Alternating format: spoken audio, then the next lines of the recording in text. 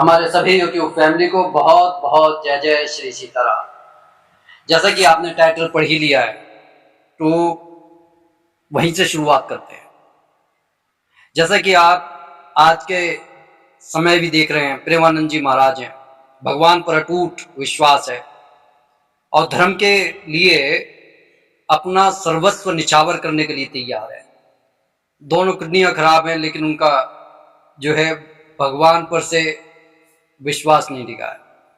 लेकिन हमारे में से तमाम लोग सिर्फ भगवान के पास मांगने के लिए जाते हैं, और जब वो मांगा हुआ नहीं मिलता तो हम भगवान पर प्रश्न चिन्ह लगाते हैं। लेकिन आप सोचकर देखिए, वो जमाना जब यहां पर मुसलमानी सल्तनतें थीं और एक छत्र मुसलमानों के राज में किस तरीके से हिंदुओं का जबरदस्ती इस्लामीकरण किया जा रहा था। ये कथा गुरु तेग बहादुर की है। जब कश्मीरी पंडितों को इफ्तिकार खां, जो औरंगजेब का सूबेदार था, जबरदस्ती उनको इस्लाम कबूल करने के लिए मजबूर कर रहा था। ऐसे समय में 500 जो कश्मीरी पंडितों का जत्था गुरु तेग बहादुर जी के पास आनंदपुर साहिब में पहुंचता है और उनसे मतलब प्रार्थना करता है कि भाई ये बहुत बड़ा अत्याचार हो रहा है, क्या करें। अब गुरु तेग बहादुर जी अपने छोटे पुत्र, जो उस समय गोविंद राय नाम था, जो बाद में गोविंद सिंह जी के नाम से प्रख्यात हुए, उनसे कहा कि भाई क्या करना चाहिए। तो उनके पुत्र ने, जो उसमें छोटे थे, लेकिन सलाह दी कि ये समय किसी महापुरुष का बलिदान चाहता है। तब गुरु तेग बहादुर जी मुस्कुराए, कहने लगे फिर तो मेरे से बड़ा बलिदान कौन दे सकता है। और उन्होंने कश्मीरी पंडितों से ये कहा कि जाकर औरंगजेब से कह दो कि अगर गुरु तेग बहादुर इस्लाम स्वीकार कर लेंगे तो हम भी इस्लाम स्वीकार कर लेंगे, और अगर वो ऐसा नहीं करते तो हम भी नहीं करेंगे। औरंगजेब ने उसी समय उनको गिरफ्तार करने के लिए जो है अपना संदेश प्रसारित कर दिया। अब गुरु तेग बहादुर दिल्ली के लिए स्वयं ही गिरफ्तार होने के लिए रवाना हो गए और उन्हें आगरा के पास में गिरफ्तार कर लिया गया और फिर गिरफ्तार करके दिल्ली लाया गया। और वहां पर उनके साथ लाए गए जो शिष्य थे, भाई मतीदास, भाई सतीदास और दयाला जी, इनको बड़ी क्रूरता के साथ गुरु तेग बहादुर के सामने ही मार दिया गया। गुरु मतीदास को बीच में से काट दिया गया, चीर दिया गया।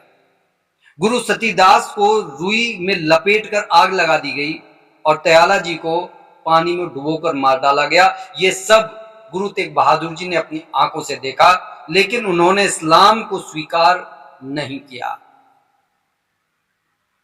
औरंगजेब ने हंसी करते हुए कहा कि अपने जो भगवान का जरा चमत्कार तो करके दिखाओ। गुरु तेग बहादुर बोले कि मेरा धर्म ही मेरा चमत्कार है, मेरे विश्वास ही मेरा चमत्कार है।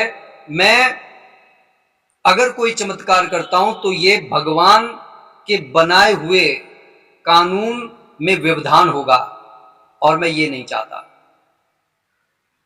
उसके बाद में दिल्ली के चांदनी चौक में खुली जगह पर बहुत सारे लोगों के बीच में उनका शीश धड़ से अलग कर दिया गया। ये कहानी हमारे को ये बता रही है कि धर्म की रक्षा के लिए आपको मिटने के लिए भी तैयार रहना चाहिए। यही नहीं है कि हम सिर्फ मंदिर में गए भगवान से कुछ मांगने के लिए और वो नहीं मिला तो हमने उसको गालियां देनी शुरू कर दी, अपने अश्रद्धा के भाग उन पर उड़ेलना शुरू कर दिया। आज खुशवंत सिंह जी का एक कोट याद आ जाता है। उन्होंने कहा था कि औरंगजेब भारत से हिंदू धर्म को मिटाना चाहता था और गुरु तेग बहादुर जी की का ये बलिदान उस हिंदू साम्राज्य को स्थायित्व देने के लिए था, और ऐसा हुआ भी। लोगों के दिल खौल उठे और वो उस मुगलिया सल्तनत को उखाड़कर फेंकने के लिए खड़े हो गए। और वैसे भी जब आप किसी के साथ कुछ गलत करते हैं तो उसका अंजाम बुरा ही होता है, ये बात हमारे को नहीं भूलनी चाहिए।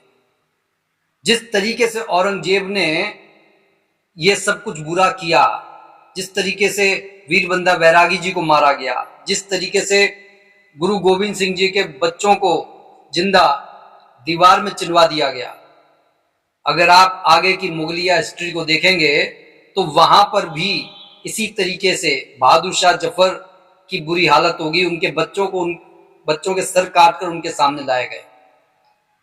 तो अपने विश्वास को डिगाइए मत, क्योंकि विश्वास अगर कायम है तो एक ना एक दिन मंजिल भी मिल जाएगी।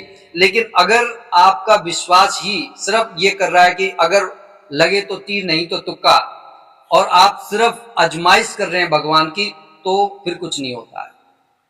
लेकिन अगर विश्वास रखेंगे तो बदलाव जरूर आएगा। और हमेशा सिर्फ भगवान से मांगने के लिए मत जाइए, कभी कभी उसका शुक्रिया करने के लिए जाइए। जब हम उसका शुक्रिया करते हैं तो बिन मांगे ही कई बार बहुत कुछ मिल जाता है। और सबसे जरूरी और अहम बात फिर से दोहराता हूं कि धर्मो रक्षति रक्षिता, धर्म की रक्षा अगर करेंगे तो धर्म भी आपकी रक्षा करेगा। अब यहां पर कुछ लोग कुतर्क करेंगे कि गुरु तेग बहादुर जी की रक्षा तो धर्म ने नहीं की। गुरु तेग बहादुर जी चाहते तो अपनी रक्षा स्वयं कर सकते थे। उनके इन शब्दों से आपको समझना चाहिए कि वो भगवान के काम में व्यवधान ही नहीं डालना चाहते थे। बहुत सारे जो हमारे धर्मगुरु होते हैं, उनको कोई भी बीमारी होती है वह उसका इलाज नहीं करवाते, दवाइयां नहीं लेते। क्यों? क्योंकि उनका मानना यह है कि इसी जन्म में अपने जो प्रारब्ध को भुगत लें ताकि आगे जन्म ना लेना पड़े। तो इन गुण बातों को समझने की कोशिश कीजिए। मैं ये नहीं कह रहा कि आप प्रयास मत कीजिए, प्रयास कीजिए, अच्छी भावना से प्रयास कीजिए, और सारे जो हैं उपाय वर्क भी करते हैं। लेकिन सबसे पहले हमारे विचारों का शुद्ध होना बहुत जरूरी है। अगर विचार शुद्ध नहीं होंगे, पवित्र नहीं होंगे, तो आप कितने भी उपाय कर लीजिए, आप के वो उपाय कभी कारगर नहीं होंगे।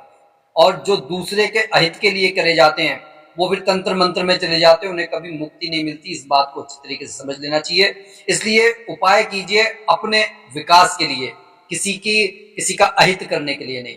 तो कैसी लगी ये वीडियो कमेंट करके जरूर बताइएगा, और ज्यादा से ज्यादा इसे शेयर कीजिएगा ताकि और भी लोग इससे लाभ उठा सकें। और जो भी भाई बंधु बहन हमारे चैनल पर नए हैं, कृपया चैनल को सब्सक्राइब कर लें, कमेंट बॉक्स में इष्ट देव का नाम लिखना न भूलें, और नोटिफिकेशन बेल को ऑन कर लें ताकि हमारी आने वाली वीडियो आप तक समय तक पहुंच सके। बोलिए जय जय श्री सीताराम।